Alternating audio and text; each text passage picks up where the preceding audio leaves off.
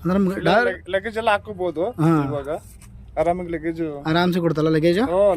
ಲಗೇಜಿಗೆ ತೊಂದರೆ ಇಲ್ಲ, ಆರಾಮಾಗಿ ಹಾಕೋಬಹುದು. ಓಕೆ, ನಮ್ಮ ಇ ಟಿ ಎಸ್ ಗಾಡಿಗಳಿಗೆ ಅಷ್ಟೇ. ನೀವು ಯಾವ ಥರ ಬೆಂಡ್ ಮಾಡ್ತೀರಾ ಅದನ್ನು ಸ್ವಲ್ಪ ತೋರಿಸ್ಕೊಡಿ.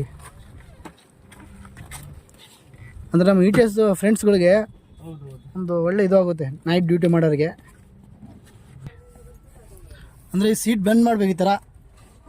ಇದು ಲಾಕ್ ಸಿಸ್ಟಮ್ ಕೊಟ್ಟವ್ರೆ. ಓಕೆ, ನೋಡಿ ಈ ತರ ಲಾಕ್ ಸಿಸ್ಟಮ್.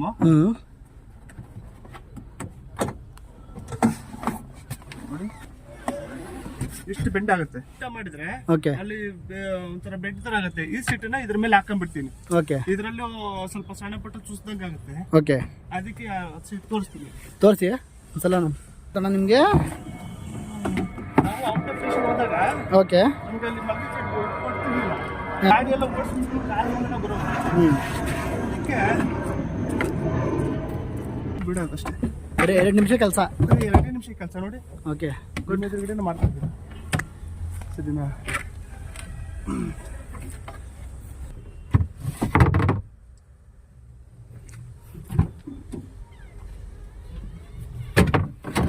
ನೋಡಿ ಎಷ್ಟು ಉದ್ದ ಆಯ್ತು. ಇದ್ರ ಮೇಲೆ ತಲೆ ದಿಂಬು ಏನಾದ್ರು ತಗೊಂಡು ಆರಾಮಿ ಮಲ್ಕೋಬಹುದು.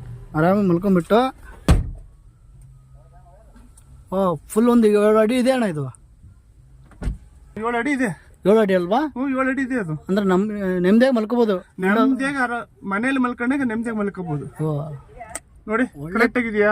ಕರೆಕ್ಟ್ ಆಗಿದೆ ಅಣ್ಣ. ಫುಲ್ ಒಳ್ಳೆ ಲೆವೆಲ್ ಆಗುತ್ತೆ. ಸ್ವಲ್ಪ ಇನ್ನು ಬೆಂಡ್ ಆಗುತ್ತೆ. ಇದು ಬೆಂಡ್ ಆಗುತ್ತಲ್ವಾ? ಒಂಚೂರು ಬೆಂಡ್ ಆಗುತ್ತೆ. ಓಕೆ, ಕರೆಕ್ಟ್ ಒಂದು ಲೆವೆಲ್ ಆಗುತ್ತೆ. ಲೆವೆಲ್ ಆಗುತ್ತೆ. ಮಾಡ್ಕೊಂಡು ಮಲ್ಕೋಬಹುದು. ನಮ್ಮ ಇ ಟಿ ಎಸ್ ಗಾಡಿದವರು ಈ ತರ ಮಾಡ್ಕೋಬಹುದು. ಇ ಟಿ ಎಸ್ 2018 ಬಿಟ್ಟಿರೋದು ಈ ತರ. ಓಕೆ, ಬೇರೆನು ಬಿಟ್ಟಿರ್ತಾನೆ, ಮಾಡ್ಕೋಬಹುದು. ಬೇಕಾದ್ರೆ ಅಡ್ಜಸ್ಟ್ ಸೀಟ್ ಮಾಡ್ಕೊ ಬೆಂಡ್ ಮಾಡೋ ತರನು ಹೋಗ್ಬಿಟ್ಟು ಮಾಡ್ಕೊಂಡು ಬರ್ಬೋದು. ಮಾಡ್ಕೊಂಡು ಈ ತರ ಮಾಡ್ಕೊಂಡು ನಿಮ್ದೇ ಮಲ್ಕೋಬಹುದು. ಮಲ್ಕೋಬಹುದು. ಬೆಸ್ಟ್. ಓಕೆ, ಥ್ಯಾಂಕ್ಸ್ ಅಣ್ಣ. Okay, thank you. ಆರಾಮಾಗಿ ಆಗುತ್ತೆ. ಮತ್ತೆ ಸ್ಟ್ರೇಟ್ ಆಗ್ಬಿಡ್ತು ಆಮೇಲೆ.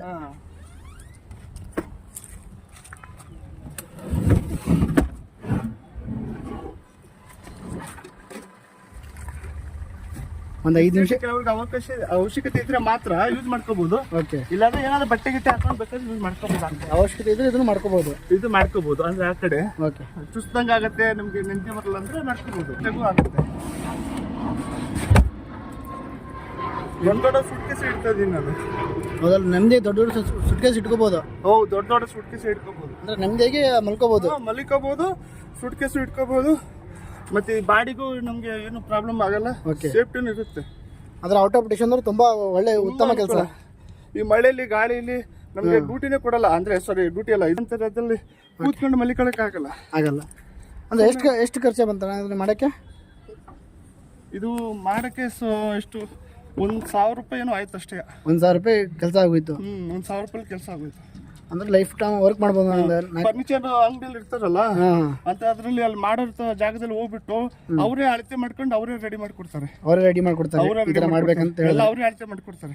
ನಿಮ್ಗೆ ನಮ್ ಗಾಡಿ ಸೈಜು ನಿಮ್ಗೆ ಗೊತ್ತಾಗುತ್ತೆ. ಅಂದ್ರೆ ಕೆಲವ್ರ ಗಾಡಿ ಸೈಜ್ ಹೆಚ್ಚು ಕಮ್ಮಿ ಇರುತ್ತಲ್ವಾ, ಅದು ಅವ್ರ ಹತ್ರ ಹೋಗ್ಬಿಟ್ರೆ ಅದು ಎಲ್ಲ ಚೆಕ್ ಮಾಡಿ ಟೇಪಲ್ಲಿ ಹಾಕ್ಬಿಟ್ಟು ನೀಟಾಗಿ ರೆಡಿ ಮಾಡಿ ಕೊಡ್ತಾರೆ ಅವ್ರಿಗೆ. ಓಕೆ, ಥ್ಯಾಂಕ್ಸ್ ಅಣ್ಣ. Okay, thank you. ಎಲ್ಲರಿಗೂ ಅನುಕೂಲ ಆಗಲಿ ಅಷ್ಟೇ. ಅನುಕೂಲ ಆಗಲಿ. ನಿಜವಾಗ್ಲೂ ಅಣ್ಣ ಒಂದು ಒಳ್ಳೆ ಐಡಿಯಾ ಇದು.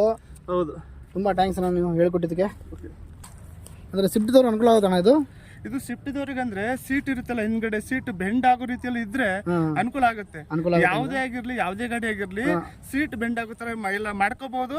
ಇಲ್ಲಾದ್ರೆ ಇದು ಇರೋರು ಓಕೆ, ಇಲ್ದೇ ಇರೋರು ಬೇಕಾದ್ರೆ ಅದನ್ನ ಮಾಡ್ಕೋಬಹುದು. ಬೇಕಾದ್ರೆ ಲಾಕ್ ಸಿಸ್ಟಮ್ ತರ ಮಾಡ್ಕೊಂಡು ಸೀಟ್ ಬೆಂಡ್ ಆಗೋ ತರ ಮಾಡ್ಕೊಂಡ್ರೆ ಹಿಂದ್ಗಡೆ ಸೀಟ್ ಬೆಂಡ್ ಆಗೋ ತರ ಮಾಡ್ಕೊಂಡ್ಬಿಟ್ರೆ ಎಲ್ಲಾ ಗಾಡಿಗೂ ಅನುಕೂಲ ಆಗುತ್ತೆ.